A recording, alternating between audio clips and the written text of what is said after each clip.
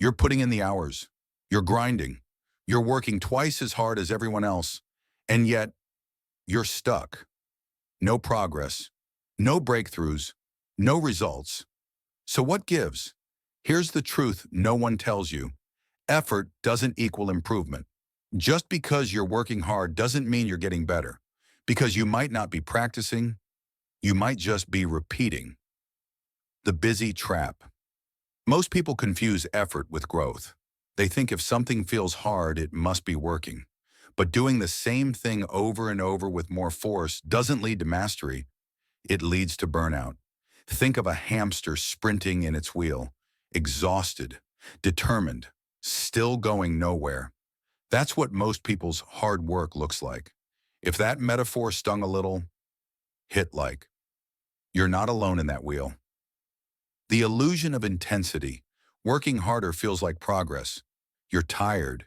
You're busy. You've earned your exhaustion badge. But improvement isn't about how much you sweat. It's about how smart your reps are. Let's say you're learning guitar. Practicing for 3 hours straight might feel intense. But if you're just playing the same song the same way each time, you're not improving. You're reinforcing your current level. Deliberate practice versus mindless repetition. This is what separates amateurs from pros. Pros don't just do more, they do different. They isolate weak spots. They get feedback. They push the edge of their ability. They reflect. They adjust. That's what real improvement looks like. And guess what? It's less glamorous. It doesn't feel like a montage scene in a movie. It feels awkward, boring, frustrating, which is why most people avoid it. The comfort of competence. We all love doing things we're already good at. Why? Because it's safe, familiar. But here's the paradox. The more you repeat your strengths, the more your weaknesses calcify. You get better at being you, not better at growing.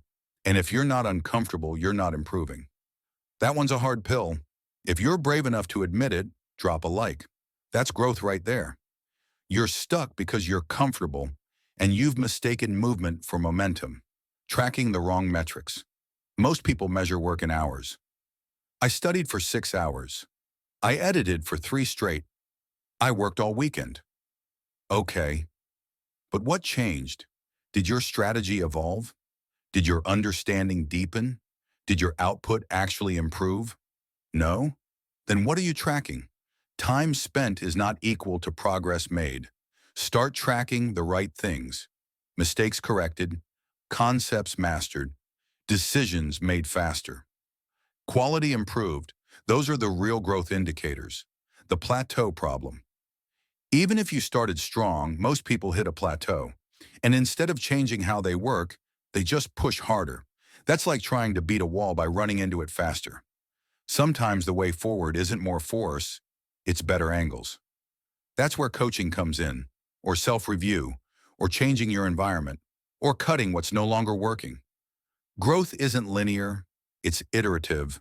Break, reflect, tweak, rebuild. The feedback loop. Here's a truth bomb. You can't improve without feedback. Working in isolation feels noble, like you're grinding in silence. But if no one's telling you what's off, you might be mastering the wrong thing. That's why pros have coaches, editors, mentors, people who hold up a mirror and say, "Hey, this part right here? Fix it." Most people don't want that. They want applause, not correction. But applause keeps you stuck. Correction sets you free. Let that sink in. And if you're nodding right now, go ahead and hit like. That's a moment of real clarity. The ego barrier. Let's be honest. Sometimes you're not improving because your ego's in the way. You're too proud to go back to basics, too afraid to look stupid, too focused on being seen as hardworking instead of actually getting better. But real growth requires humility, being willing to suck, to look dumb, to be the worst in the room. Only then can you rise. So how do you actually break through? Step 1. Audit your inputs. Where is your time going? Are you repeating tasks that feel productive but don't push your limits? Cut the fluff. Focus on friction. Step 2. Get feedback. Ask someone better than you to review your work. Don't defend, just listen. Step 3. Design your discomfort. Build your schedule around your weak points, not your strengths. Step 4. Reflect after reps. Don't just do the thing. Study what happened. Ask, what got better? What still feels clunky? Step 5. Rest smarter. Improvement happens in recovery. Your brain needs time to connect the dots.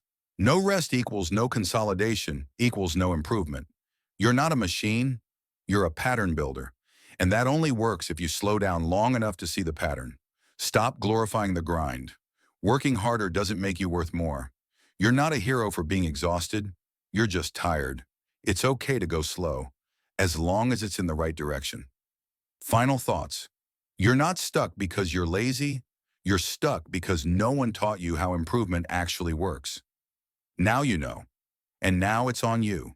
Change your system, change your strategy, and most of all, change your metric for progress. Don't just work harder, work wiser. If this video gave you one aha moment, hit like. And if you want more like this, subscribe. We drop new videos weekly to help you do less, think deeper, and grow smarter. This channel isn't about hype, it's about getting better. See you in the next one.